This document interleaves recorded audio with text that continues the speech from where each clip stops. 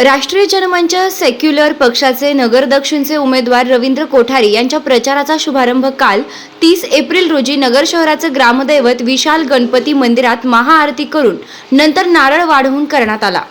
यावेळी राष्ट्रीय जनमंच पक्षाचे अध्यक्ष प्राध्यापक रामकृष्ण बाचकर, कार्यकारी अध्यक्ष कैलास कोळसे पाटील, महासचिव भगवान जऱ्हाड, प्राध्यापक विजय कोठारी, उपाध्यक्ष प्रकाश थोरात, भटक्या विमुक्तचे जिल्हाध्यक्ष सावंत, नितीन थोरात, समता परिषदेचे नवनाथ शिंदे, सुरेश अनारसे, ज्ञानदेव रोडे, विशाल उगले, अक्षय चव्हाण, ॲडव्होकेट अशोक कोठारी, अभय शेठ संचेती, अनिल संघवी, नाना आटोळे, रवींद्र पवार, अमोल क्षीरसागर, मोनू शेठ गांधी, अभय शेठ गुगळे, सचिन जेवरे आदी यावेळी उपस्थित होते। नमस्कार, मी विजय कोठारी। काल 29 तारखेला अर्ज माघारी घेण्याच्या मुदतीनंतर आमचे बंधुराज रवींद्रजी कोठारी यांचा फॉर्म सिट्टी या चिन्हाखाली आहे। नगर दक्षिण लोकसभा मतदारसंघातून ते उभे आहेत। जेवढे बी शेतकरी या ठिकाणी जमलेले आहेत त्यांचे सगळ्यांचे आभार। आणि सिट्टी हे चिन्ह आहे, सिट्टी या चिन्हावर बटन दाबून बहुमताने विजय करावे अशी मी सगळ्यांना विनंती करतो। जय हिंद, जय महाराष्ट्र। मी प्राध्यापक राधाकृष्ण बाचकर, राष्ट्रीय जनमंच सेक्युलर पक्षाचा राष्ट्रीय अध्यक्ष। आज या ठिकाणी गणपतीच्या समोर, माळीवाडा गणपतीच्या समोर आज या ठिकाणी राष्ट्रीय जनमंच सेक्युलर पक्षाचे अहमदनगर दक्षिण लोकसभेचे उमेदवार आमचे मित्र माननीय रवींद्रजी कोठारी यांच्या प्रचाराचा नारळ आज आपण या ठिकाणी फोडलेला आहे।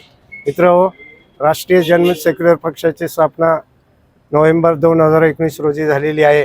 समतेसाठी संघर्ष हे आमचं ब्रीद आहे। सामान्य माणसाला सामान्य करायचं आहे। या 21व्या शतकामध्ये देखील सामान्य माणूस हा दुर्लक्षित राहिलेला आहे। प्रस्थापित जे 5-7 पक्ष आहेत त्या 5-7 पक्षाचे पुढारी आणि नेतेगण या ठिकाणी बहुजन समाजाला मूर्ख बनवण्याचं काम करत आहे। सामान्य माणसाच्या हिताचा कायदा फक्त लोकसभेमध्ये आणि विधानसभेमध्ये तयार केला जातो। म्हणून कोठारी साहेबांसारखे या ठिकाणी अत्यंत चाणाक्ष काम करणारे, समाजाच्या प्रती आदरभाव ठेवणारे असे उमेदवार आम्ही या ठिकाणी या पक्षाच्या वतीने दिलेले आहेत। म्हणून आपण सर्वांना या ठिकाणी विनंती आहे की राष्ट्रीय जन सेक्युलर पक्षाचं काम प्रत्येकाने करावं आणि या उमेदवाराला तिसरा पर्याय म्हणून जनतेसमोर आणावं। 100% आम्हाला त्यांच्या विजयाची खात्री आहे।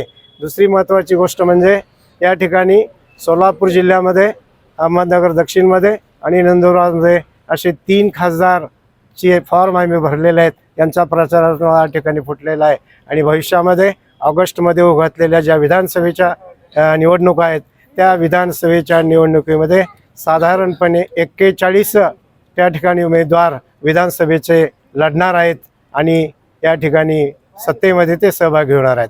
मित्रहो, आज आपण पाहतोय की या ठिकाणी 4 ते 5 पक्ष या ठिकाणी एकत्र येऊन महाराष्ट्राचं राज्य चालवतात, परंतु भविष्यामध्ये काय होणार आहे, त्या 5वर एखाद्याला शून्य पडेल आणि 50 पक्षाची या ठिकाणी एकत्रित अलायन्स होऊन या ठिकाणी महाराष्ट्राचे राज्य चालेल।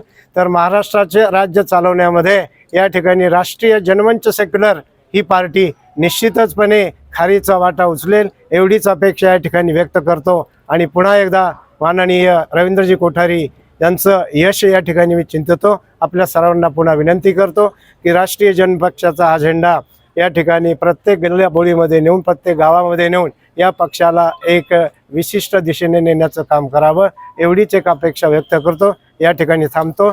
जय हिंद, जय महाराष्ट्र। आज जो प्रचाराचा शुभारंभ झालेला आहे या निमित्तानं मी आपल्याला एवढंच सांगू शकतो की या नगर दक्षिण मतदारसंघाचा इतिहास असा आहे की इथं सामान्य माणूस जो आहे आणि जो सामान्य कार्यकर्ता आहे, जो समाजात वावरतो, त्यालाही जनता स्वीकारते। मागील 5 वर्षापूर्वी आपण सुजय विखे पाटील ज्यांचं 3 पिढ्याचं राजकारण आहे अशा माणसाला आपण निवडून दिलेलं होतं, परंतु 5 वर्षात जनतेचा आणि त्यांचा कुठेही संपर्क झालेला नाही। आणि या भागात आता जे नगर दक्षिण मतदारसंघात जर आपण फिरलं तर जनता प्रचंड नाराज आहे। लोकांना मोदीला पंतप्रधान करायचे, परंतु इथं विखे साहेबांच्या सारखा माणूस आहे की जर मतदान दिलं तर पुन्हा 5 वर्षात गारबेट होईल का नाही अशी सगळी अवस्था आहे। म्हणजे जे एका बाजूला लोकांना काय पाहिजे आणि मग परिवर्तन कसं करणार? मी सुद्धा जुना भाजपचाच कार्यकर्ता आहे. 25-26 वर्ष मी भारतीय जनता पार्टीचं काम केलंय. गेल्या 9 वर्ष मी राष्ट्रीय समाज पक्षाचं काम करत होतो. परंतु मला जानकर साहेबांनी 3 महिन्यापूर्वी शब्द दिला होता खासदारकी लढवण्याचा, आणि रासप हा महायुतीत गेल्यामुळं आमचे हे जुने सहकारी आहेत जे आम्ही रासपमध्ये एकत्र काम केलेलं आहे. त्यामुळं आता राष्ट्रीय जनमंच पक्ष हा मी जनतेसमोर एक नवीन पर्याय म्हणून, कारण 2 शिवसेना 2 राष्ट्रवादी, भाजपचं बी शकलं आणि काँग्रेसचे बी शकलं, असा प्रकारे जनता गोंधळून गेलेली आहे.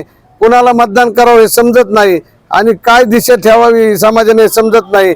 प्रश्न अनेक आहेत, महागाई असेल, सगळ्या गोष्टी असतील, आणि आता भरडून चाललेली जनता आहे. त्या सगळ्यावर मी राष्ट्रीय जनमंच पक्षाच्या वतीने उमेदवारी करत आहोत आणि या मतदारसंघातील प्रश्न सोडवण्यासाठी मला मतदारांनी सहकार्य करावं अशी विनंती मी आजच्या शुभारंभाच्या माध्यमातून करतो आणि थांबतो. जय हिंद, जय महाराष्ट्र. आणि माझं जे चिन्ह आहे ते शिट्टी आहे, तर शिट्टीच्या समोरील बटन दाबून, माझा अनुक्रमांक 7 नंबर आहे, त्याच्यासमोर शिट्टीच्या समोरचं बटन दाबून मला भरघोस मताने विजय करावा असं आवाहन मी नगर दक्षिण मधील जनतेला करतो. जय हिंद, जय भारत.